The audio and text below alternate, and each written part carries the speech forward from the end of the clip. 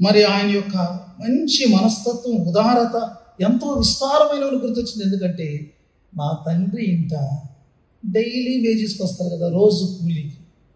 వాళ్ళకి నా తండ్రి ఇంట్లో ఏ విధమైనటువంటి ఏమీ లేవు. వస్తారు, పని చేసుకుంటారు, వెళ్ళిపోతారు. రేపొద్దున మా తండ్రి ఇష్టం అయితే పెట్టుకుంటారు, లేకపోతే లేదు.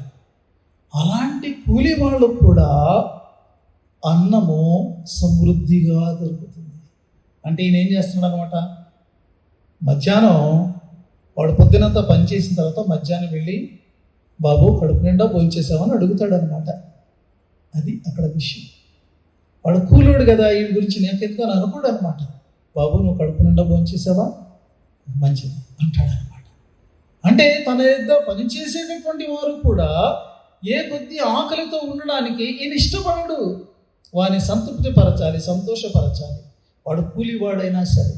అది నా తండ్రి యొక్క గొప్ప ప్రేమ.